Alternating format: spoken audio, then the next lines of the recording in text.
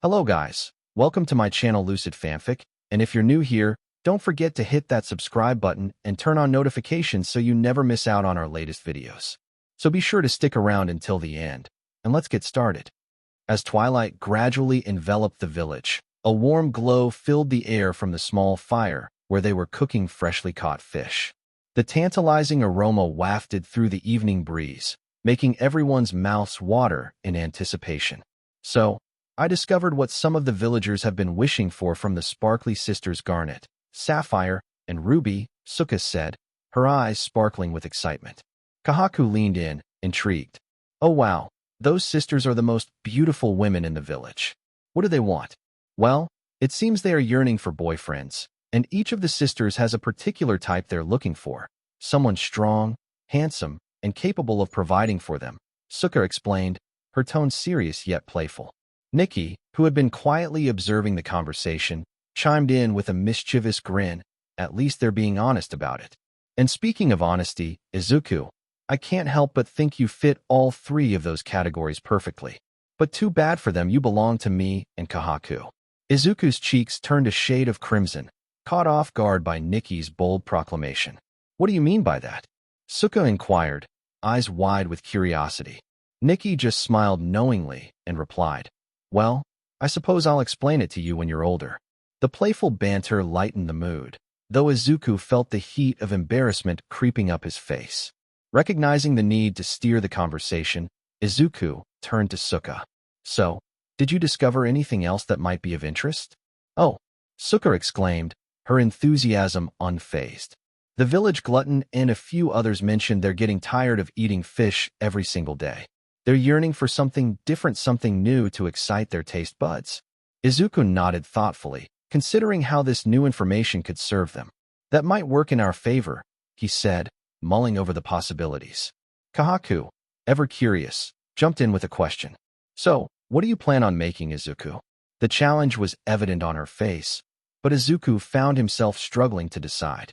It was then that his gaze fell upon Suka, who was playfully tossing something in the air as she engaged with her dog. Suka, what do you have in your hand there?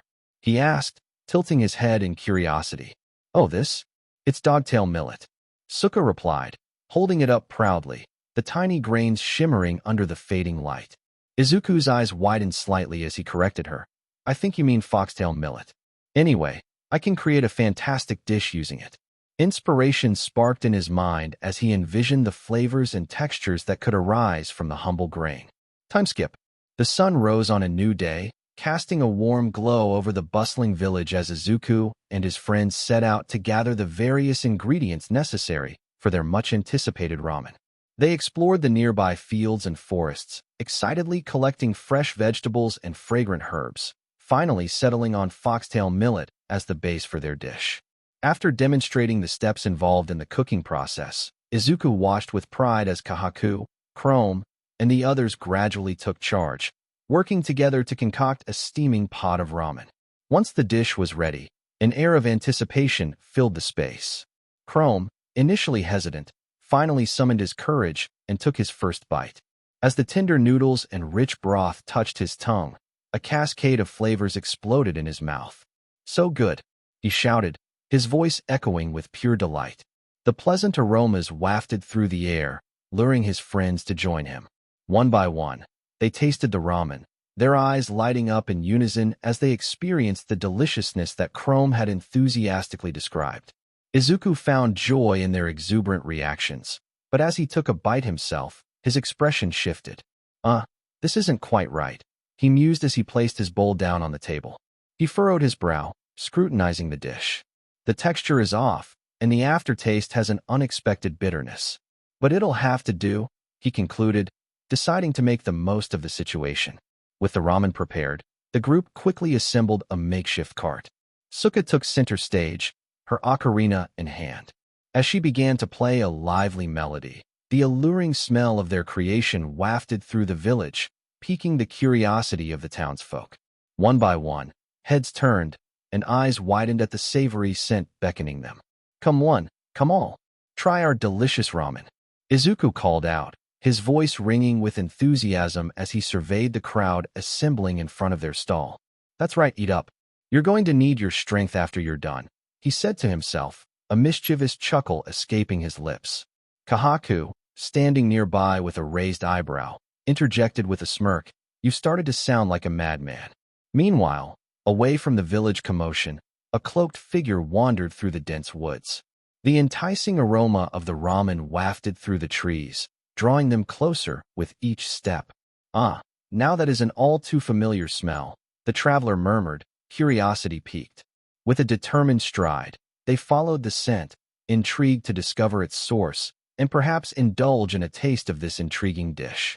As the fragrant steam from the freshly prepared ramen wafted through the air, Izuku and his companions diligently began distributing bowls to anyone who approached. The scene was lively, filled with laughter and the clinking of chopsticks against porcelain. However, amid the joyful chaos, Kahaku's sharp eyes caught sight of an unfamiliar figure lurking at the edge of the group. Jinro, we have an uninvited guest," Kahaku shouted, her voice cutting through the chatter. Alarmed, Kinro and Jinro immediately focused their attention on where Kahaku was gesturing. Without hesitation, the three of them hurried over to the intruder, weapons drawn, their expressions a mix of caution and curiosity. "Easy there," the stranger replied, his tone calm despite the threatening situation. The only clothing he wore was makeshift coverings made from leaves, which left the lower half of his body exposed to the elements. "I come unarmed, as you can see mostly," he added, attempting to diffuse the tension. Izuku, surprised and intrigued, stepped forward. "No way, it's you," he exclaimed, recognition lighting up his eyes. He moved closer, curiosity overtaking him. "Izuku, you know this guy?" Nikki asked, her voice edged with confusion. "Yeah, I do. Welcome to the stone world, Shinso," he greeted warmly, closing the distance between them until he was only a few inches away. As he spoke, Izuku rummaged through his bag, searching for something that would help. Finally, he pulled out a wolf pelt and tossed it to Shinso. "Here, put this on," he instructed, a hint of urgency in his voice. Shinso caught the pelt, his brow furrowing in confusion. "What's this?" he asked. "Put it on for goodness sake. You look like someone who lost everything at a casino," Izuku remarked playfully, though the others exchanged puzzled glances at the comment. Taking the hint, Shinso retreated a few steps into the nearby woods and slipped the pelt over his shoulders, the fur draping around him elegantly and covering his bare skin. When he emerged again, he looked significantly more presentable. "There, now you're ready to join us," Izuku said with a satisfied nod. However, as he took a closer look at Shinso's face, he noticed lines of exhaustion and cracks that appeared around his mouth, as if he'd endured great hardship. "We have much to talk about," Izuku said, his tone shifting to one of empathy. Shinso nodded in agreement, understanding the weight of the moment. "But before we dive into any of that," Izuku added, his expression brightening again, "since you took a bowl, you have to work for it." A smile spread across his face, yet Shinso couldn't shake the feeling that there was something deeper behind that cheerful facade. "This is ridiculous. There's no way one bowl of ramen can be worth all this effort," Shinso grumbled, his voice strained as he kept a steady rhythm of heaving air into the flames. The fire crackled ominously, feeding off the large, black grains of iron sand they were attempting to heat once more. Each time one of them began to tire, another would step in, ensuring that the process never stalled for long. Hours rolled by, marked only by the rhythmic clang of metal tools and the sharp crackle of the forge. Finally, the black sand had transformed into a bubbling, molten mass, shimmering with an intense glow. Izuku, his brow slick with sweat, carefully maneuvered the glowing metal with practiced precision. Meanwhile, Chrome was hastily preparing the mold, his movements quick and purposeful. With a steady hand, Izuku began to pour the molten metal into the mold, the heat wafting up in waves as they all waited, hearts racing, for it to cool and set. Once the pour was complete, Izuku wiped his forehead and turned to see Shinso slumped on the ground, his chest rising and falling heavily as he tried to catch his breath. "All right, let's go have that talk now," Izuku said, determination in his tone. Shinso, however, simply shot him a look of defiance and flipped him off. Undeterred, Izuku strode over, grabbing Shinso by the leg and starting to drag him along the ground. "Come on," No more delays, he insisted, a grin creeping onto his face despite the hard work they'd just completed. Once Shinso finally caught his breath, he looked at Izuku with a mixture of curiosity and admiration. So, tell me what you've been up to since you broke out of that statue prison, he urged, eager to understand his friend's journey. Izuku took a moment to gather his thoughts before responding. Well, it's been a wild ride. I've been helping those I can, trying to make things right. A knowing smile spread across Shinso's face as he processed Izuku's words. Yeah, now it all makes sense. You've always been the type to lend a hand to anyone in need. Why am I not surprised? Shinso then leaned against a nearby tree, his demeanor relaxed yet contemplative. So, do you really think you can turn the others back to normal? He asked, genuine curiosity lacing his tone. Izuku's expression turned serious as he pondered the gravity of the situation. Is it worth finding out? Now that you're here, I feel like things might just go smoothly, he replied, a glimmer of hope in his eyes. Shinso chuckled softly, shaking his head in mock disbelief. I doubt that, but what kind of friend would I be if I didn't help you out? His words elicited a warm smile from Izuku, a sense of camaraderie blossoming between them. Well, let's head back to the others, Izuku suggested, his tone light as they began their journey back. As they walked, the crisp air wrapped around them, and Shinso pondered their next steps. So, I have a couple of questions, he ventured, his voice curious yet cautious. Shoot, said Izuku, turning to give his full attention. Well, I get that you're making medicine for Kahaku's sister, but even with your nature, you don't seem to be nervous around her. And what about the other girl, Nikki? Why is that? Shinso's gaze pierced through the light banter, searching for insight. Izuku felt a blush creeping across his cheeks, a telltale sign that didn't escape Shinso's keen observation.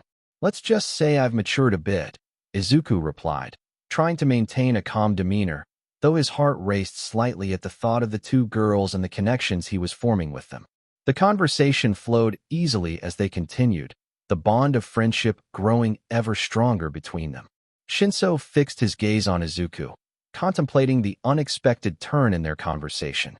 After a moment, he chose to steer the discussion toward another topic, curious about Izuku's intentions. Okay then, what about that metal you gathered earlier? What exactly are you planning to use it for? He asked, a hint of skepticism in his tone.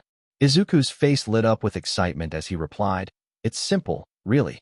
I'm going to use that metal to create a magnet. From there, I'll build a generator. The confidence in his voice made Shinso pause, his eyebrows shooting up in surprise. He halted in his tracks as Izuku came to a sudden stop, turning to face him with urgent intensity. Wait, did I hear you correctly? I thought you just said you're going to make a generator? Shinso could hardly believe what he was hearing. Yep, you heard me right, Izuku affirmed, a determined glint in his eyes. But we'll need to take it one step at a time. First, we need to create the magnet, but for that, we require a storm preferably with lightning. It's too bad that Kaminari isn't here, Izuku mused, a hint of frustration threading through his words. Shinso's gaze shifted upward as he noticed the ominous gathering clouds, dark and heavy with moisture. Looks like we don't need him after all. Just look at the clouds, he said, a spark of hope igniting in his voice as he spotted the first flash of lightning zigzagging through the sky. Damn it, we still need more time, Izuku exclaimed, his mind racing as he turned on his heels and dashed back toward the group. Izuku, what's wrong? Called out Chrome, his expression worried as he noticed the urgency in Izuku's stride. There's no time to explain. We need to set everything up right now, Izuku urged, urgency lacing his tone. Without hesitation, everyone sprang into action, scrambling to gather the supplies they needed. As Izuku raced, his eyes locked onto a weathered plank from the bridge. With skilled hands, he quickly began to carve a channel into it, his mind buzzing with ideas and plans. Meanwhile, one of the village children witnessed this unusual activity and, misunderstanding the situation, hurried off to alert the others. Izuku's destroying the bridge, the child shouted as he ran. The news reached one of the village warriors, who stood with his arms crossed, a frown spreading across his face. So it looks like he's finally showing his true colors, the warrior muttered, glancing at his companions, who shared his growing concern.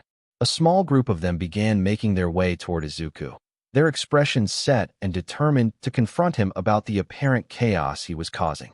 A sense of urgency filled the air as the group hurriedly prepared for the impending storm. Izuku glanced up and spotted 3 figures approaching on the road warriors from the village, their demeanor radiating hostility. "Damn, it's magma," Kahaku muttered, her voice laced with disgust. Izuku felt a surge of anger, ready to confront the intruders, but before he could rise from his spot, Shinso was already on the bridge, standing firm. "You've got no time to lose," Shinso declared confidently, his expression steady. "I'll deal with these guys." Izuku nodded, trusting his friend's abilities. He turned to Chrome, who was scanning the surroundings. "Chrome, where's the tallest place we can find?" he asked, urgency in his voice. "Follow me." "But is your friend going to be all right?" Chrome questioned, her brow furrowing with concern as she glanced back at Shinso. "Yeah," Izuku reassured her. "His power allows him to control anyone who responds to him. He can handle this. Now let's move." As he spoke, Kinro and Jinro fell in step behind him, following Chrome as they rushed toward the elevated location she had in mind. Meanwhile, the village warriors halted midway across the bridge, their eyes narrowing as they spotted Shinso. "Who the hell are you?" Magma sneered, his tone dripping with disdain. "No one important, just a friend of Izuku's who's quite busy. What do you want?" Shinso replied coolly, his stance unwavering. Magma, undeterred, tightened his grip around a stone axe he wielded menacingly. "Listen here, kid.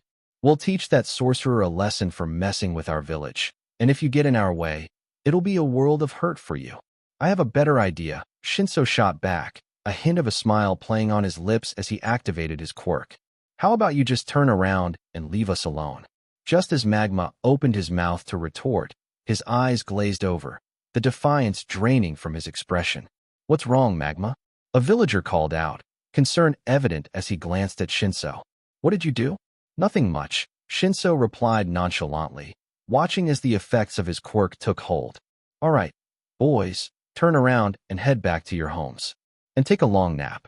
Like puppets on strings, Magma and the other warriors obediently turned and began walking away, their hostility evaporating into the distance.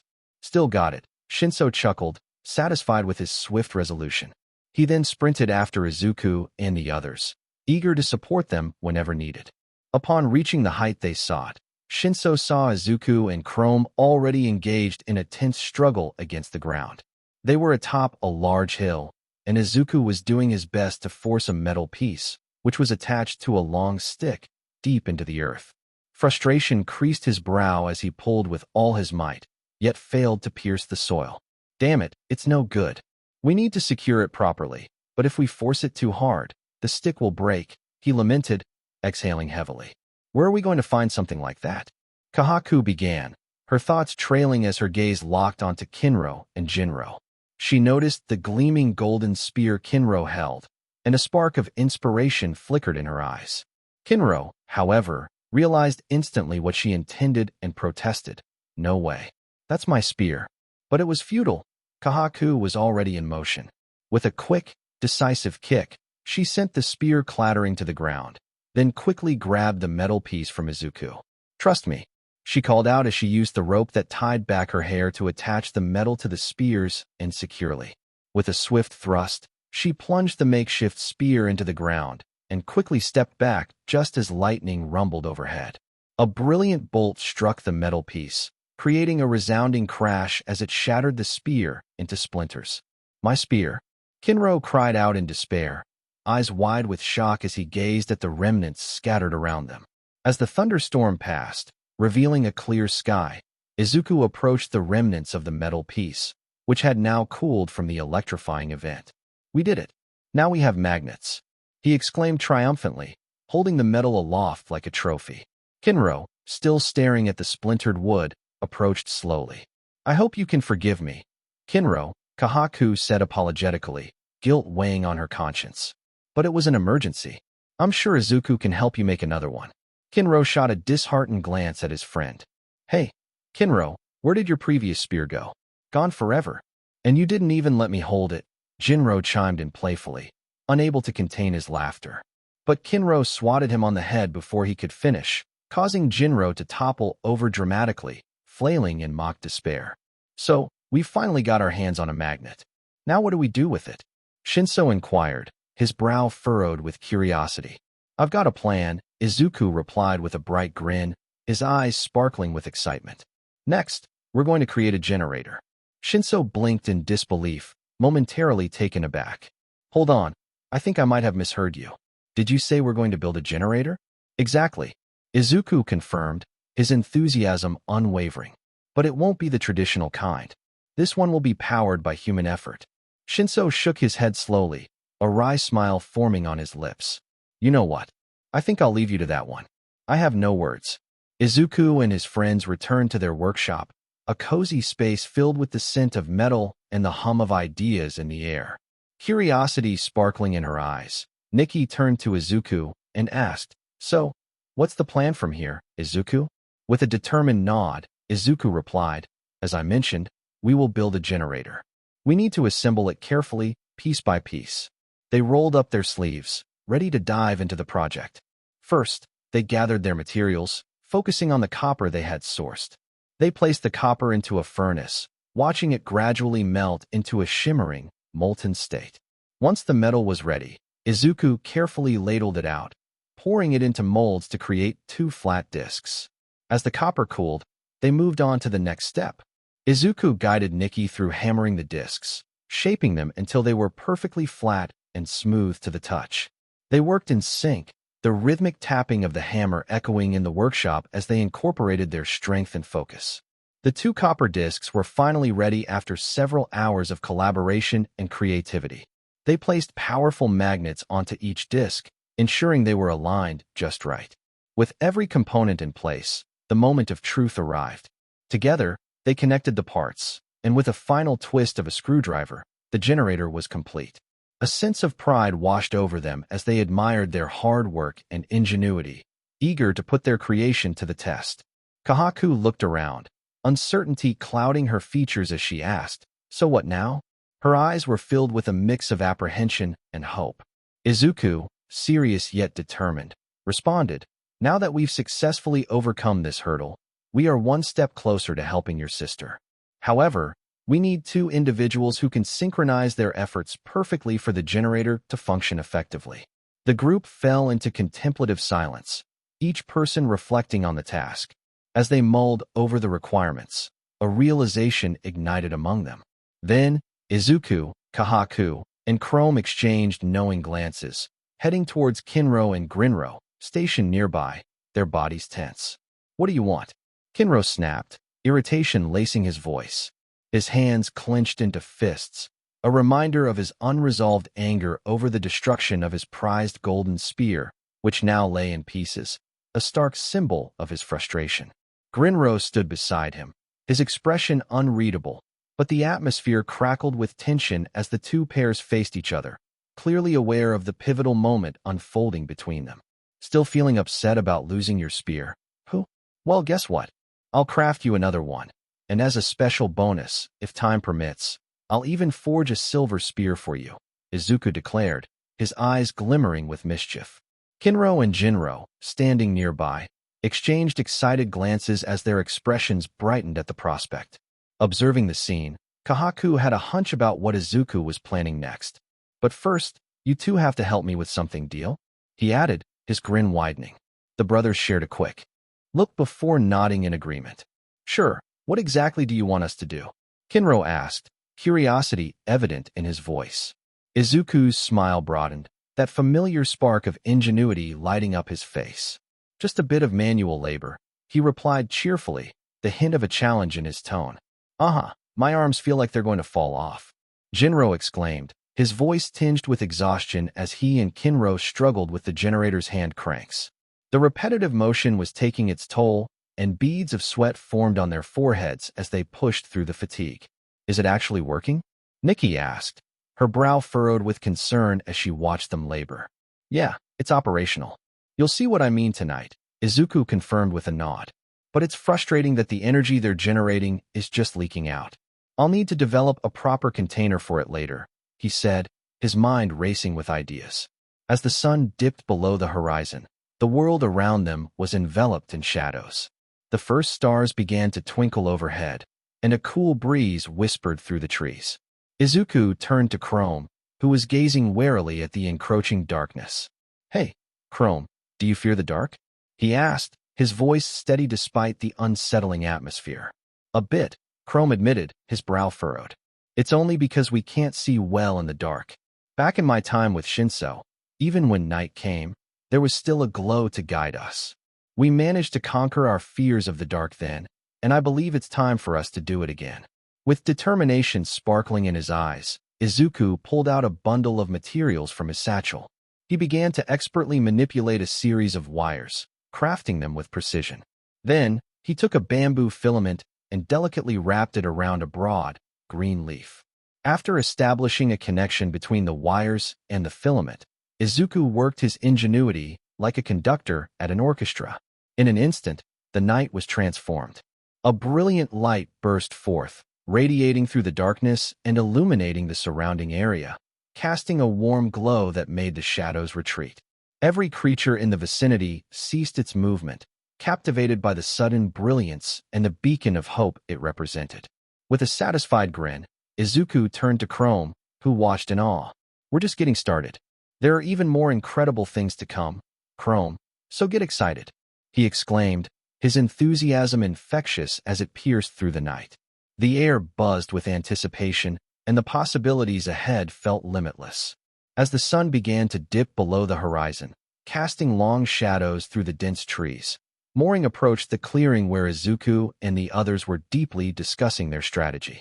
The air was thick with tension and anticipation, their voices a low murmur as they brainstormed their next move. Meanwhile, Shinso was wandering alone through the dense woods, his thoughts heavy as he surveyed the haunting sight of the people still encased in stone, their faces frozen in shock and despair. A deep sigh escaped his lips, resonating with the weight of helplessness. Suddenly, the rustling of leaves broke the stillness of the forest, snapping him back to reality. His instincts kicked in, and he tensed, his heart racing as he scanned his surroundings, ready for anything. Relief washed over him when he spotted a small rabbit darting through the underbrush, its fluffy tail bobbing as it scurried away. "I think that's enough wandering around. Time to head back to the others," he muttered, turning on his heel. However, as he pivoted, a sharp pain exploded in his stomach. His eyes widened in horror as he realized too late what had happened. A spear had been driven into him. Pain coursed through his body, and panic surged as darkness threatened to overtake him. Shinso then coughed up blood, and as his wound soaked his clothes, the attacker relentlessly bore down on Shinso, who was entirely caught off guard and found himself unable to mount any defense. With each blow, the weight of despair pressed down on him until he finally collapsed onto the cold, hard ground. Gales of cruel laughter erupted from his assailant, a sinister sound that echoed through the air. "Now no one will stop me," the person taunted, reveling in their victory. At that moment, from a short distance away, Kahaku's keen instincts kicked in as she heard an unusual sound drifting through the trees. Her focus sharpened, and she quickly called out, "Hold on. I think something's happening over there." Just as she spoke, the assailant caught wind of Kahaku's presence and, sensing the impending threat, made a hasty retreat from the scene, disappearing into the shadows. Soon enough, Izuku and the rest of the group arrived, shock and horror written all over their faces as they laid eyes on Shinso. Without hesitation, Izuku rushed to his friend's side, scooping him up gently yet swiftly, and returned to Chrome's hut. Inside, he carefully laid Shinso down and began treating his grievous wounds with various medicinal herbs he had gathered earlier. The sun dipped lower in the sky as hours ticked by, filled with tense silence, until Shinso's condition stabilized, his breathing becoming steadier. "What happened here?" Nikki's voice trembled slightly as she sought answers. Portraying a mix of concern and determined resolve, Suka stepped forward, her brow furrowed. "I know who did this. It was Magma. After we brought Shinso back here, I decided to investigate for any signs of what had happened. I followed a trail of scorched earth and debris, and that's when I found him.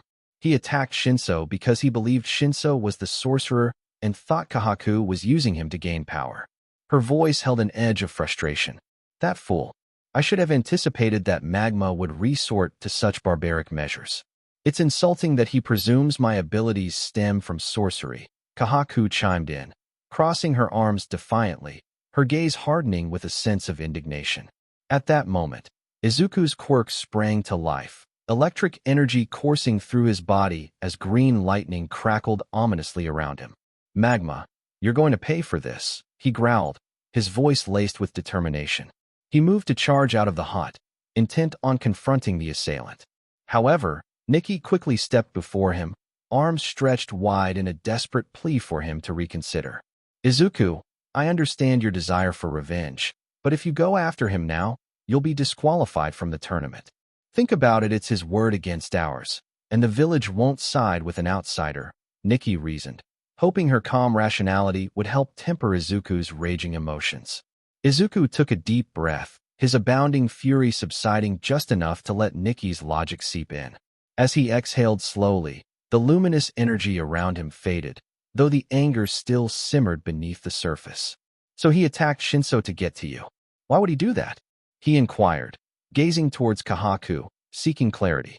Kahaku's expression hardened as she replied, "It's probably tied to my victory in the last tournament.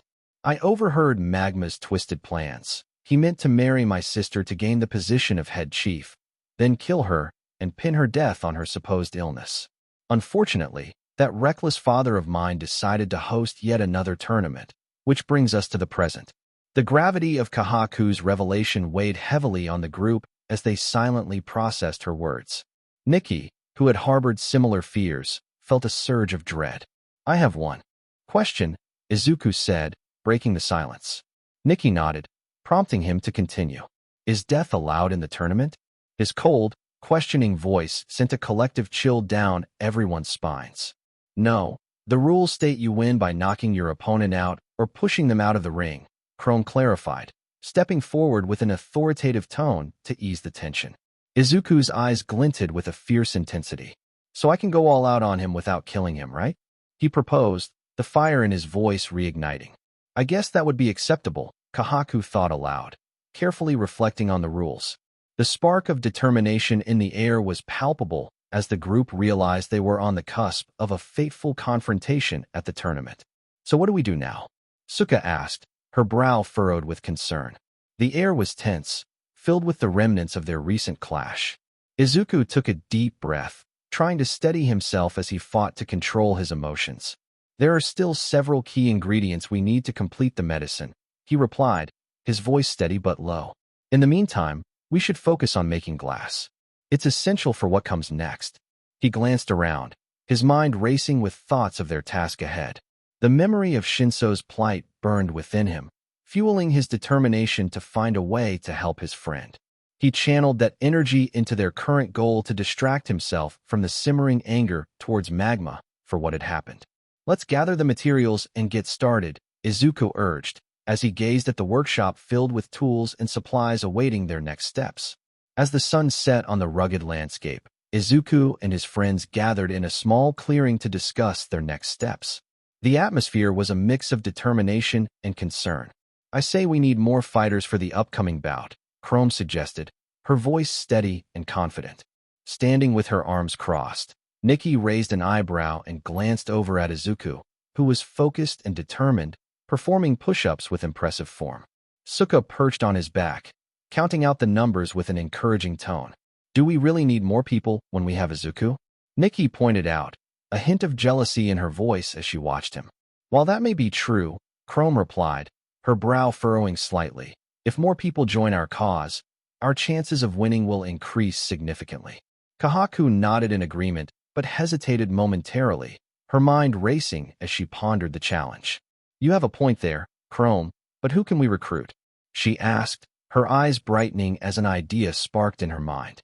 Eager to take action, the group sought out Kinro and Jinro, two more capable friends. They approached the duo, who were busy sharpening their skills. Kahaku stepped forward, her voice earnest and persuasive.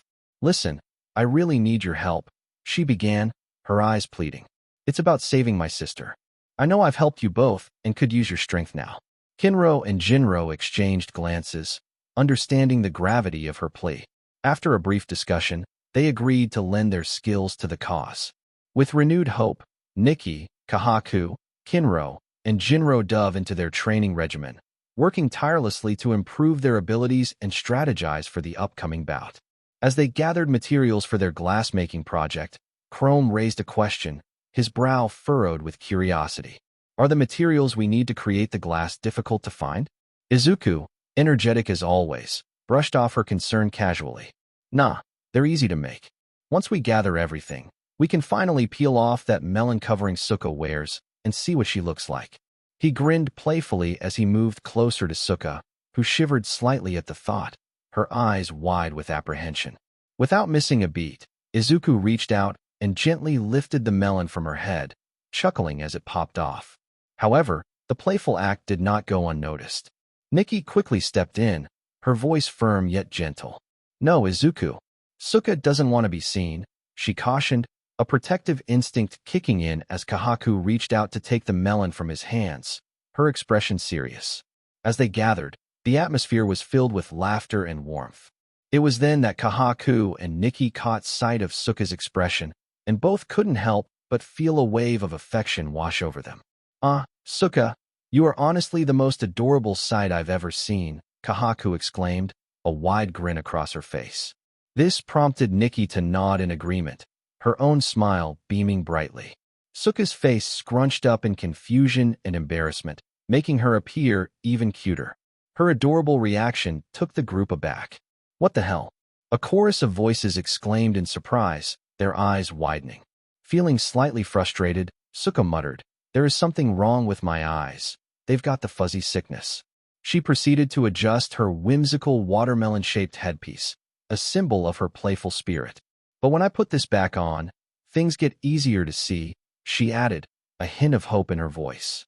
Izuku, observing the scene with concern and empathy, decided to step in. What you're experiencing is called the pinhole effect, he explained, kneeling to her level and gently placing his right hand on her shoulder for comfort. It's like looking at an object through a small hole. The light narrowly passes through it, which helps brighten and focus the image. He continued, his voice steady and reassuring.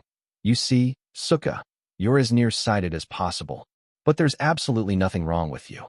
In my world, there are wonderful things called glasses that help many people who struggle with sight issues, just like yours. I promise, I'll find a way to make some for you.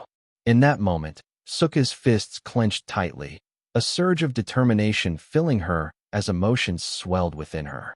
All I have ever wanted was to truly see the world around me, along with all of you. Just once, she confessed, tears streaming down her cheeks, reflecting her longing and vulnerability. Her heartfelt words hung in the air, resonating with deep yearning and hope. What you're experiencing is called the pinhole effect, he explained, kneeling to her level and gently placing his right hand on her shoulder for comfort. It's like looking at an object through a small hole. The light narrowly passes through it, which helps brighten and focus the image. He continued, his voice steady and reassuring. You see, Sukka, you're as nearsighted as possible, but there's absolutely nothing wrong with you. In my world, there are wonderful things called glasses that help many people who struggle with sight issues, just like yours. I promise, I'll find a way to make some for you.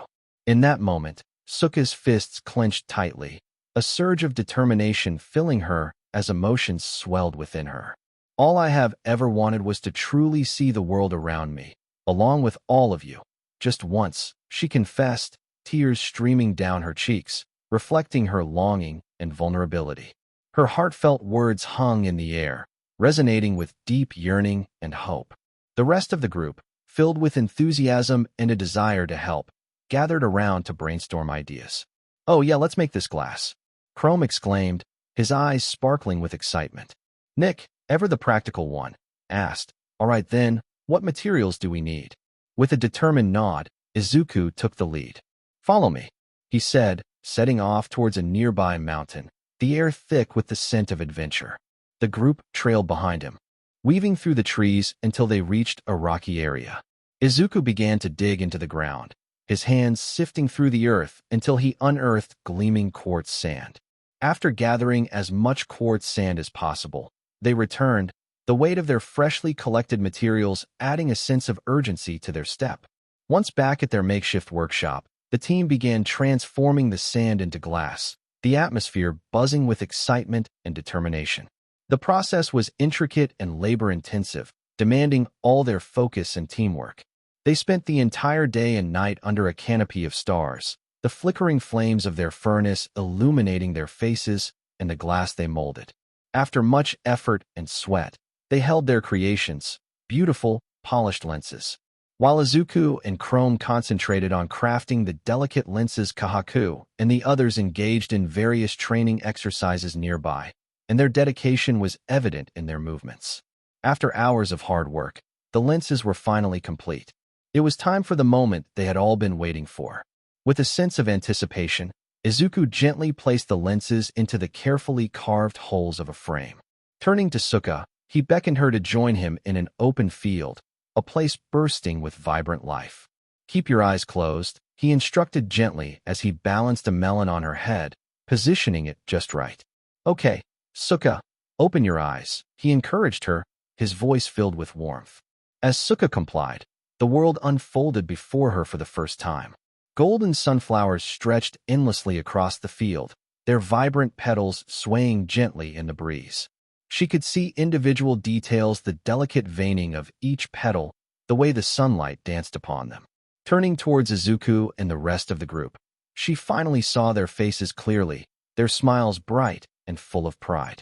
Overwhelmed with emotion, tears of joy streamed down her cheeks as she stood in awe, taking in the breathtaking beauty around her.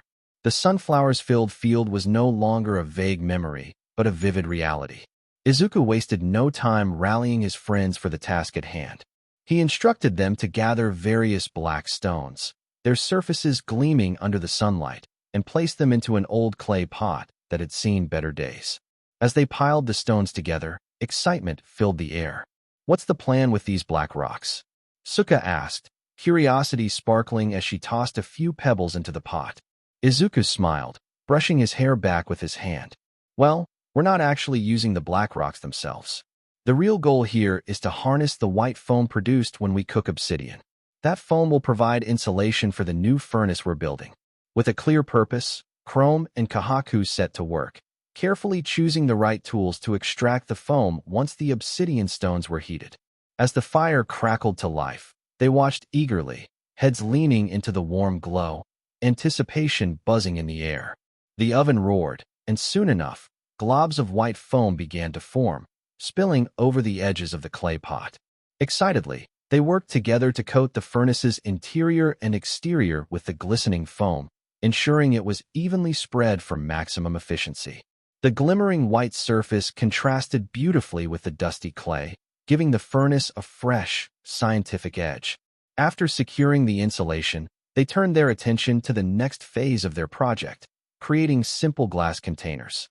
Izuku detailed the process as they fashioned a thin metal pipe that would allow them to shape and blow glass.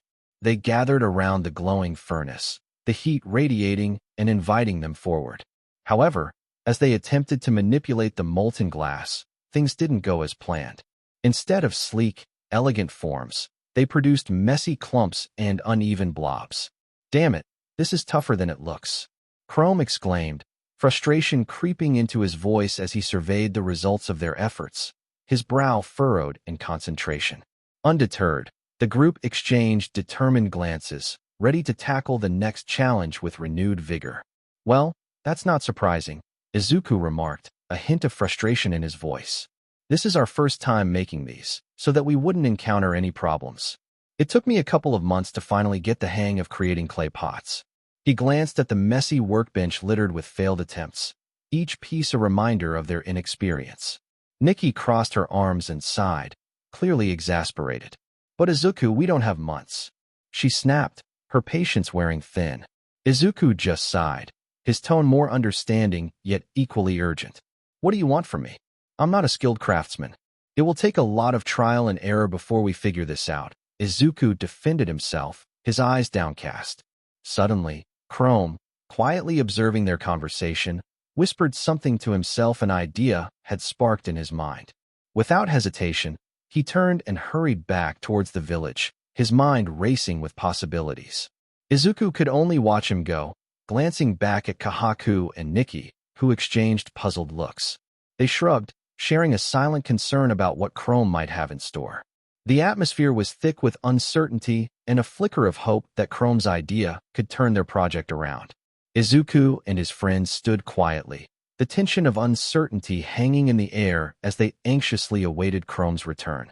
After a few moments, Nikki, ever the spirited one, suggested they lighten the mood and engage in fun activities to pass the time. However, her suggestion was met with a firm rejection from Izuku. He looked at her with concern, reminding her that Chrome could be back at any moment, and they needed to stay focused. Their watchful anticipation was soon rewarded as they spotted Chrome making his way across the bridge, a broad figure trailing behind him. To their surprise, Chrome was guiding an older man, his wrists bound by rope and a disgruntled expression etched on his face. As they approached, the older man, who introduced himself as Kaseki, voiced his discomfort. "I do not like this one bit, Chrome," he grumbled, eyeing Izuku and the others warily. Chrome, full of enthusiasm, clasped his hands together in a pleading gesture. "Come on, old man Kaseki, we need your crafting skills," he urged, hoping to sway him. Kaseki, unimpressed, retorted sharply, "Is this how young people these days ask for a favor? I'm not into this kinky rope play stuff, and I'm certainly not interested in whatever dark arts you're conjuring up." Recognizing Kaseki's steadfastness, Chrome shrugged with a hint of frustration. "See, this is why I had to do things the hard way," he replied, glancing back at the old man. Izuku, his curiosity piqued by the animated exchange between Kaseki and Kihaku, couldn't help but interject with a question lingering in his mind. "Did you happen to make Kihaku's shield?" he asked, his eyes glimmering with excitement as he envisioned the vibrant colors of the shield he had only heard about in tales. Kaseki, an experienced craftsman with a wealth of stories etched into his weathered hands, nodded with a hint of pride, accentuating his voice. "Yep, sure did. It was one of my finest works, a prize for her father when he triumphed in the bout," he explained. As he spoke, Kihaku stood nearby with a soft smile playing on her lips, the fond memories flooding back to her. She could vividly recall the day her father proudly presented her with the exquisitely crafted shield, its vivid colors glowing under the sun and the intricate designs telling tales of courage and honor, an embodiment of cherished childhood memories. As their conversation flowed naturally, camaraderie enveloped them, helping to soothe the air of tension. They led Kaseki toward the makeshift glassmaking area they had established, a vibrant hub of creativity buzzing with potential. Izuku, an eager learner, leaned in closer, captivated by Kaseki's stories about the many extraordinary creations he had fashioned for the village. Among these was the bridge they had just crossed, a testament to the merging of artistry and practicality. However, a wave of guilt washed over Izuku as he recalled their earlier missteps in glassmaking, the shattered remnants of their botched attempts casting a shadow on his enthusiasm. "I'm really sorry for any damage done," he quickly apologized, his sincerity ringing true. Yet, Kaseki waved it off with a dismissive hand, a hint of a smile tugging at the corners of his mouth. "As I said, you won't get any help from me," he chided, his gruff tones softened by an underlying warmth. As they continued onward, Kaseki's gaze was drawn to the scattered clumps of glass from their botched earlier attempts, a chaotic spectacle that sparked fascination and irritation within him. He studied the remnants, contemplating the potential beauty hidden within what had initially appeared to be failures. The old craftsman's brow furrowed in thought, a flicker of interest igniting in his eyes as he envisioned new possibilities among the chaos. Izuku and Chrome exchanged glances, their minds buzzing with a mischievous idea, and they couldn't help but chuckle maniacally. "We won't force you to help if you don't want to, so just sit back and watch the show," Izuku declared playfully, beginning their second round of attempts to create glass containers. Kaseki, initially intrigued, watched in astonishment as the material expanded and became malleable, resembling blubber before his eyes. However, irritation quickly overshadowed his admiration as he observed how haphazardly they were employing their techniques. "What are you doing? You fools, stop!" he exclaimed, jumping up and down, the ropes that bound him preventing any real movement. Meanwhile, Izuku, with a metal pole in hand, inelegantly plunged it into the bubbling molten glass, spinning it awkwardly and leaving the shape of the glass irregular and lopsided. Kaseki's frustration escalated. Are they messing up this badly just to piss me off? Because that is definitely what's happening, he thought, his brows knitting further together in dismay. This must be agonizing for you, old man Kaseki. Watching two newbies make glass in front of a seasoned craftsman must be like torture, Izuku teased, a chuckle escaping his lips despite the chaos unfolding. I can't take it anymore. Kaseki roared, a booming echo that reverberated through the glassmaking area. To everyone's surprise, the ropes binding him began to snap and flew off almost dramatically, revealing his unexpectedly muscular physique. You got me real good. Damn it, Kaseki grumbled, catching Izuku and the others off guard as they realized the old man was far more robust than his frail appearance suggested. I did not expect that, Izuku murmured, stunned as Kaseki snatched the metal pipe from his hands with a swift and seasoned movement. Here, boy, let me take a crack at it, Kaseki declared, his voice now steady and authoritative. As he approached the furnace, excitement flickered through the group, watching him work effortlessly. He dipped the pipe into the molten glass, manipulating it with the precision of a true master craftsman, his years of experience showcasing each well-practiced movement. Wow, it's the first time seeing this, and he's like a glass-making master, Nikki couldn't help but exclaim, awe evident in her wide eyes. Believe it or not, I have been a craftsman for 50 years. Believe it or not, I'm a big deal, son, Kaseki boasted with a wink, thoroughly enjoying the attention. Before long, they had constructed an entire building filled with various glassworks, from intricately designed beakers to elegantly shaped test tubes, each embodying their collective efforts. We did it, Chrome announced with an infectious grin as the atmosphere erupted in celebration, joy lighting up their faces. Izuku stood surrounded by his friends, looking at the completed building with a sense of accomplishment swelling in his chest. Not only had they built something remarkable, but this experience also helped them grow closer, fostering newfound bonds and bringing them one step closer to freeing the others. So, this was the end of part 3 of this series. Stay tuned for next part of this series, and if you like this video, don't forget to like, share, and subscribe to our channel. Until next time.